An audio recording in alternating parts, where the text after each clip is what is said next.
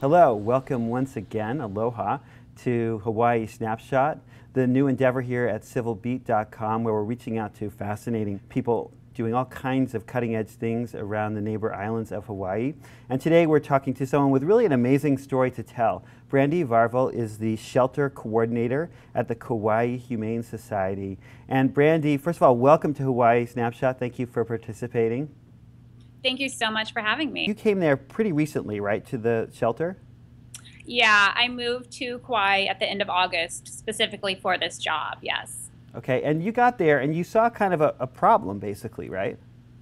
Right. I've worked or volunteered at various shelters in Florida, Illinois, California over the last 12, 15 years. And, I'm used to a busy shelter and lots of adoptions. And so when I came in here, literally on my first Saturday at work, we had maybe 2 or 3 customers walk in the door and 0 adoptions. And our cages were filled with dogs, healthy, happy dogs, and just waiting for someone to walk in, but we didn't have the adopters walking in the door. And that must be very heartbreaking. I mean, basically, what happens when you can't find someone to adopt an animal at your shelter? We're an open door facility, so we don't turn anyone away. So we take in dogs, cats, rabbits, guinea pigs of any size and of any health.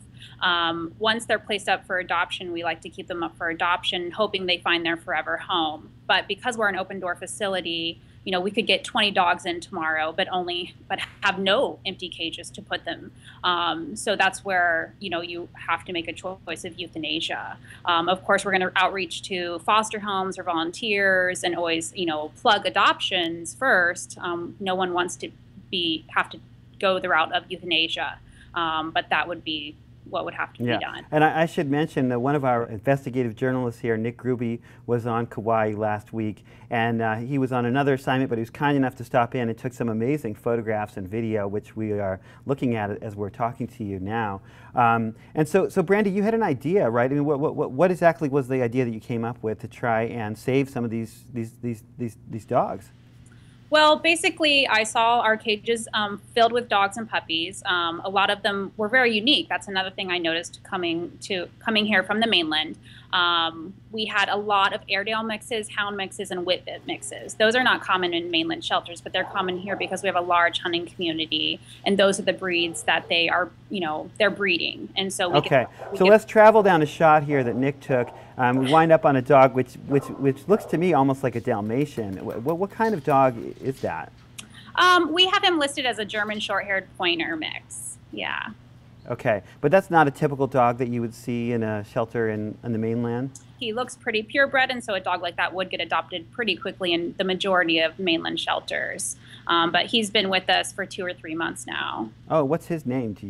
His name is Kiko. Kiko, okay. So you had this idea that these dogs maybe could get adopted in the mainland. What was the process of actually getting that program started? A lot of mainland visitors come in here, and they were saying the same thing. Oh my gosh, you never see dogs like this in our shelter, or a dog like that would get adopted in a heartbeat in our shelter. I drafted up a really well-written email about our situation, how we have so many really adoptable animals, but not the people, and I reached out to various shelters. And so what's the process? Do you just call up an airline, get a ticket for a dog? I mean, how does it work? Through my research, I found that Alaska Airlines, when an animal travels with a passenger, they are considered checked oversized baggage, and so they qualify for a flat $100 fee no matter the size or weight of the dog. And also, when the dog travels without a passenger, they travel via cargo. And cargo, the price is done by weight and size, so it can be very expensive, $400 or $500 on any airline. And Alaska has extended a discount to us, a flat rate for animals. See. Why are there so many dogs at a shelter in Kauai, and why are they these specific breeds that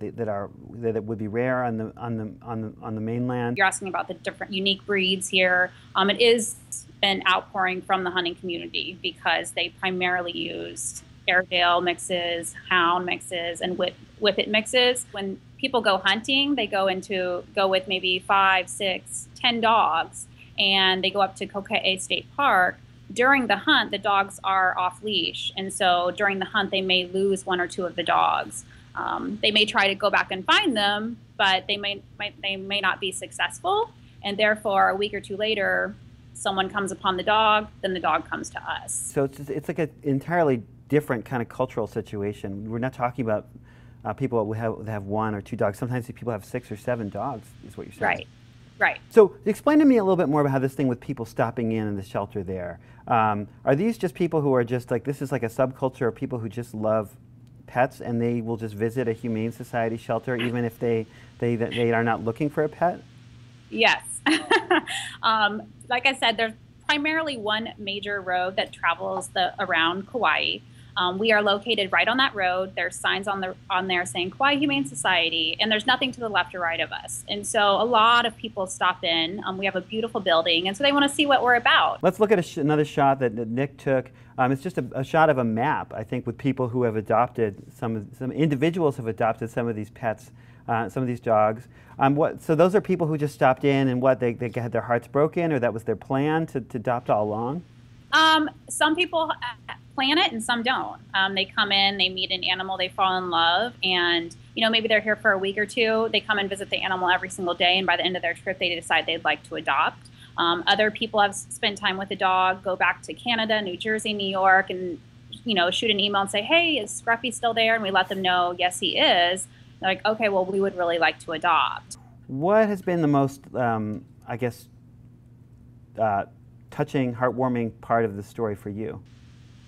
To walk back in the shelter and actually see empty cages. That didn't happen the first 5 months I was here. We never had empty cages. We were always at capacity and always struggling to get by.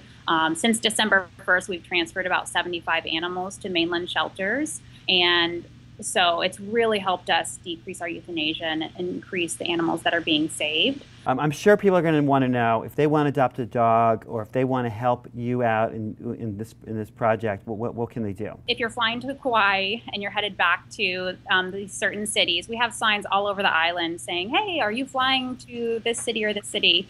Would you like to be an escort?" That's really, really helpful.